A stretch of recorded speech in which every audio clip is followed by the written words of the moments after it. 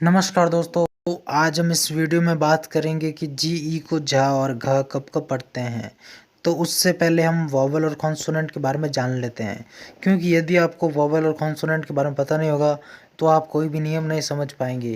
तो देखिए मित्रों, जो ए ओ यू आई ई जो आपको स्क्रीन पर दिख रहे हैं वो क्या है, वॉवल्स है। और जो इनके अलावा होते हैं जैसे B C D X Y Z, वो सब क्या है, कॉन्सोनेंट है। यदि आपने वॉवल और कॉन्सोनेंट में अंतर जान लिया है तो अब चलते हैं रूल्स की तरफ।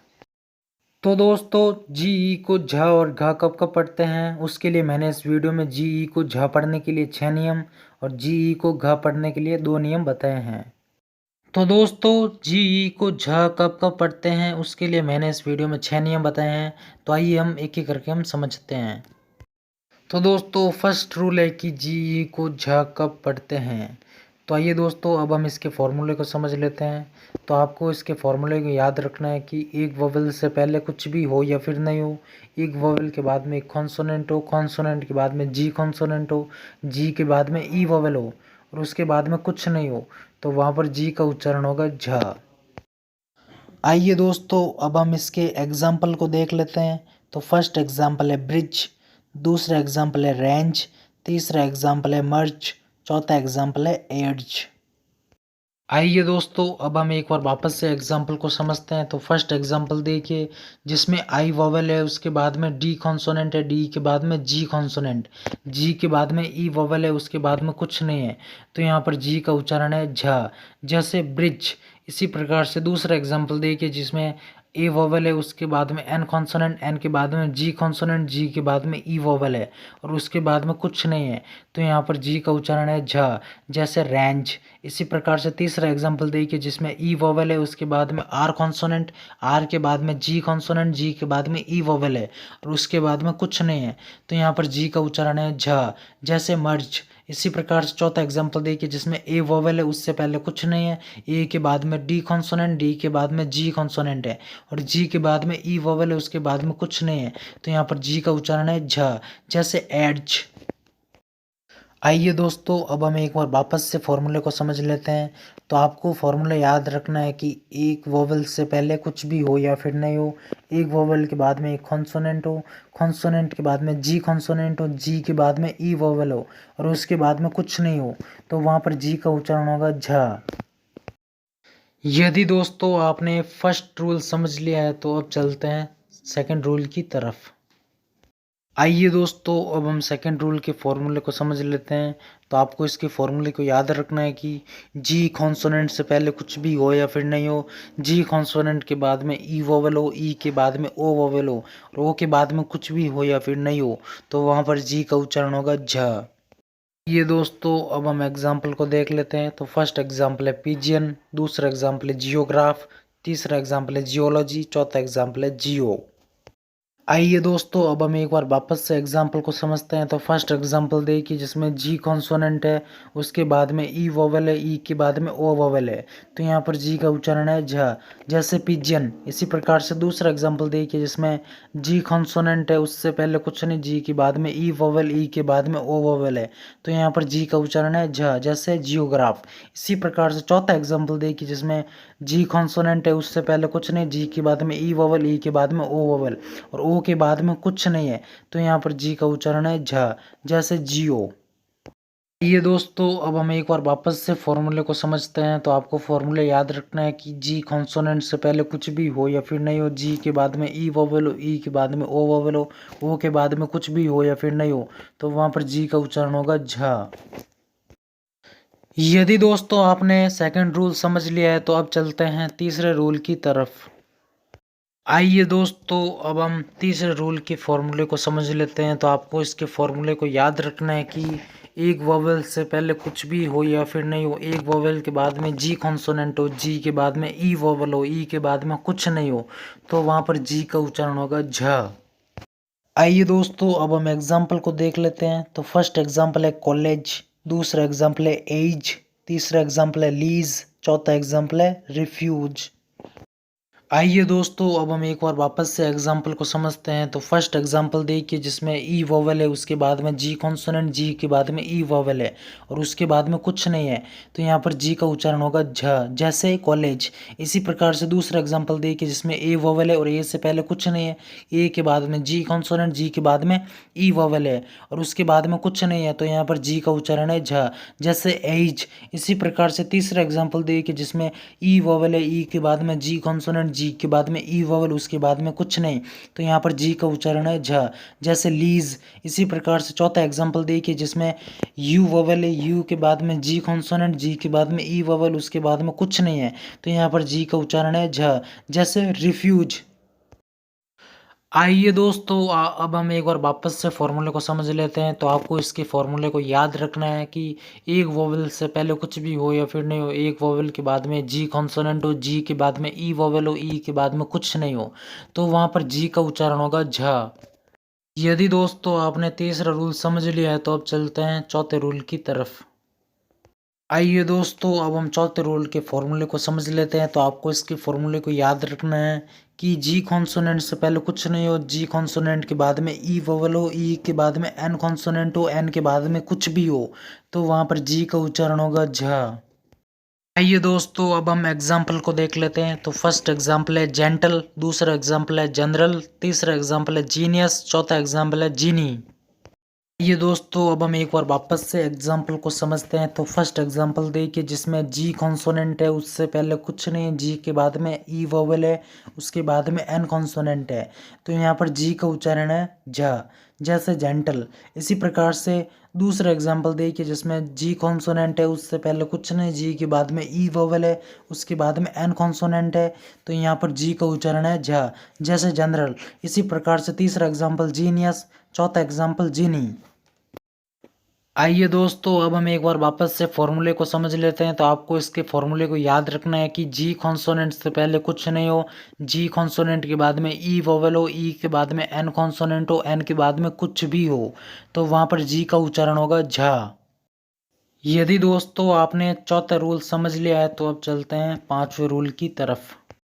तो दोस्तों, पांचवें रूल का आपको फॉर्मूला याद रखना है कि जी कॉन्सोनेंट से पहले कुछ नहीं हो, जी कॉन्सोनेंट के बाद में ई वोवेल हो, ई के बाद में एम या आर में से कोई एक कॉन्सोनेंट हो, उसके बाद में भले कुछ हो या फिर नहीं हो, तो वहाँ पर जी का उच्चारण होगा झ। आइए दोस्तों, अब हम एग्जाम्पल को देख लेते हैं। तो फर्स्ट एग्जाम्पल है जैम, दूसरा एग्जाम्पल है जेमिनाई, तीसरा एग्जाम्पल है जर्म, चौथा एग्जाम्पल है जेरिएट्रिक। आइए दोस्तों, अब हम एक बार वापस से एग्जाम्पल को समझते हैं। तो फर्स्ट एग्जाम्पल देखिए जिसमें जी कॉन्सोनेंट है, उससे पहले कुछ नहीं, जी के बाद में ई वोवेल है, ई के बाद में एम कॉन्सोनेंट है और उसके बाद में कुछ नहीं है। तो यहाँ पर जी का उच्चारण है झ, जैसे जैम। इसी प्रकार से आप तीसरा एग्जाम्पल देखिए जिसमें जी कॉन्सोनेंट है, उससे पहले कुछ नहीं, जी के बाद में ई वोवेल है, ई के बाद में आर कॉन्सोनेंट है। तो यहाँ पर जी का उच्चारण है झ, जैसे जर्म। आइए दोस्तों, अब हम एक बार वापस से फॉर्मूले को समझ लेते हैं। तो आपको इसके फॉर्मूले को याद रखना है कि जी कॉन्सोनेंट से पहले कुछ नहीं हो, जी कॉन्सोनेंट के बाद में ई वोवेल हो, ई के बाद में एम या आर में से कोई एक कॉन्सोनेंट हो, उसके बाद में भले कुछ हो या फिर नहीं हो, तो वहाँ पर जी का उच्चारण होगा झ। यदि दोस्तों आपने पांचवा रूल समझ लिया है तो अब चलते हैं छठे रूल की तरफ। तो दोस्तों, सिक्स्थ रूल के फॉर्मूले को हम समझ लेते हैं। तो आपको इसके फॉर्मूले को याद रखना है कि जी कॉन्सोनेंट से पहले कुछ नहीं हो, जी कॉन्सोनेंट के बाद में ई वोवेल हो, ई के बाद में एस टी कॉन्सोनेंट हो, एस टी के बाद में कुछ भी हो या फिर नहीं हो, तो यहाँ पर जी का उच्चारण होगा झ। आइए दोस्तों, अब हम इसके एग्जाम्पल को देख लेते हैं। तो फर्स्ट एग्जाम्पल है जेस्ट, दूसरा एग्जाम्पल है जेस्चर, तीसरा एग्जाम्पल है जेस्टेशन, चौथा एग्जाम्पल है जेस्टिक्यूलेट। आइए दोस्तों, अब हम एक बार वापस से एग्जाम्पल को समझते हैं। तो फर्स्ट एग्जाम्पल देखिए जिसमें जी कॉन्सोनेंट है, उससे पहले कुछ नहीं, जी के बाद में ई वोवेल है, ई के बाद में S T consonant, S T के बाद में कुछ नहीं है। तो यहाँ पर जी का उच्चारण है झ, जैसे जेस्ट। इसी प्रकार से दूसरा एग्जाम्पल है जिसमें जी कॉन्सोनेंट है, उससे पहले कुछ नहीं, जी के बाद में ई वोवेल, उसके बाद में एस टी कॉन्सोनेंट है। तो यहाँ पर जी का उच्चारण है झ, जैसे जेस्चर। इसी प्रकार से तीसरा एग्जाम्पल है जेस्टेशन, चौथा एग्जाम्पल है जेस्टिक्यूलेट। आइए दोस्तों, अब हम एक बार वापस से फॉर्मूले को समझ लेते हैं। तो आपको इसके फॉर्मूले को याद रखना है कि जी कॉन्सोनेंट से पहले कुछ नहीं हो, जी के बाद में ई वोवेल हो, उसके बाद में एस टी कॉन्सोनेंट हो, उसके बाद में भले कुछ हो या फिर नहीं हो तो वहाँ पर जी का उच्चारण होगा झ। यदि दोस्तों आपने छठा रूल समझ लिया है तो अब चलते हैं कि जी ई को घ कब कब पढ़ते हैं। तो दोस्तों फर्स्ट रूल है कि जी ई को घ कब पढ़ते हैं।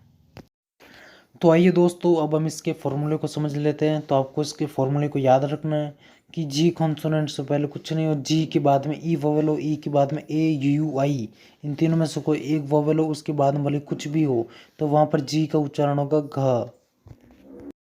आइए दोस्तों, अब हम इसके एग्जाम्पल को देख लेते हैं। तो फर्स्ट एग्जाम्पल है गियर, दूसरा एग्जाम्पल है गिम्बल, तीसरा एग्जाम्पल है गीगर, चौथा एग्जाम्पल है गीजर। आइए दोस्तों, अब हम एक बार वापस से एग्जाम्पल को समझते हैं।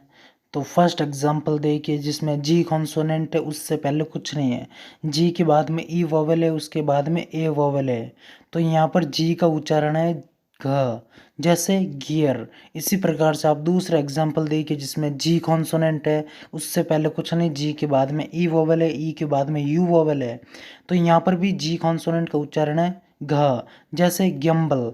इसी प्रकार से आप तीसरा एग्जाम्पल देखिए जिसमें जी कॉन्सोनेंट है, उससे पहले कुछ नहीं, जी के बाद में ई वोवेल है, उसके बाद में आई वोवेल है, तो यहाँ पर जी का उच्चारण है घ, जैसे गीगर। तो इसी प्रकार चौथा एग्जाम्पल है गीजर। आइए दोस्तों, अब हम एक बार वापस से फॉर्मूले को समझ लेते हैं। तो आपको फॉर्मूला याद रखना है कि जी कॉन्सोनेंट से पहले कुछ नहीं हो, जी के बाद में ई वोवेल हो, ई के बाद में ए यू आई, इन तीनों में से कोई एक वोवेल हो, उसके बाद में भले कुछ भी हो तो वहाँ पर जी का उच्चारण होगा घ।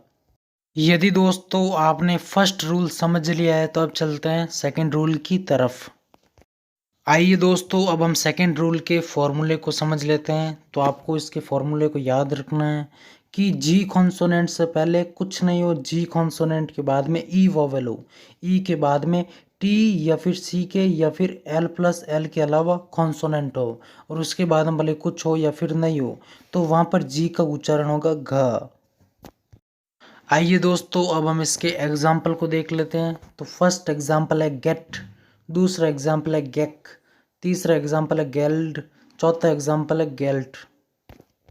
आइए दोस्तों, अब हम एक बार वापस से एग्जाम्पल को समझते हैं। तो फर्स्ट एग्जाम्पल देखिए जिसमें जी कॉन्सोनेंट है, उससे पहले कुछ नहीं है, जी के बाद में ई वोवेल है, ई के बाद में टी कॉन्सोनेंट है, और टी के बाद में कुछ नहीं है, तो यहाँ पर जी का उच्चारण है घ, जैसे गेट। इसी प्रकार से आप दूसरा एग्जाम्पल देखिए जिसमें जी कॉन्सोनेंट है, उससे पहले कुछ नहीं, जी के बाद में ई वोवेल है, ई के बाद में सी के कॉन्सोनेंट है, और उसके बाद में कुछ नहीं है, तो यहाँ पर जी का उच्चारण है घ, जैसे गेक। इसी प्रकार से आप तीसरा एग्जाम्पल देखिए जिसमें जी कॉन्सोनेंट है, उससे पहले कुछ नहीं, जी के बाद में ई वोवेल है, ई के बाद में एल, एल के बाद में डी कॉन्सोनेंट है, तो यहाँ पर जी का उच्चारण है घ, जैसे गेल्ड। इसी प्रकार से आप चौथा एग्जाम्पल देखिए जिसमें जी कॉन्सोनेंट है, उससे पहले कुछ नहीं, जी के बाद में ई वोवेल है, ई के बाद में एल कॉन्सोनेंट है, एल के बाद में क्या है, टी कॉन्सोनेंट है, तो यहाँ पर जी का उच्चारण है घ, जैसे गेल्ट। आइए दोस्तों, अब हम एक बार वापस से फॉर्मूले को समझते हैं। तो आपको फॉर्मूले को याद रखना है कि जी कॉन्सोनेंट से पहले कुछ नहीं हो, जी के बाद में ई वोवेल हो, ई के बाद में टी या फिर सी के या फिर एल प्लस एल के अलावा कॉन्सोनेंट हो, मतलब एल के बाद में जो कॉन्सोनेंट आएगा वो एल के अलावा कॉन्सोनेंट होगा, तो और उसके बाद में भले कुछ भी हो या फिर नहीं हो तो वहाँ पर जी का उच्चारण होगा घ। यदि दोस्तों जो मैंने इस वीडियो में आपको बताया है कि जी ई को झ और घ कब कब पढ़ते हैं समझ में आया है तो हमारे चैनल को सब्सक्राइब और वीडियो को लाइक ज़रूर करें। मिलते हैं इसके थर्ड पार्ट के साथ, तब तक के लिए नमस्कार।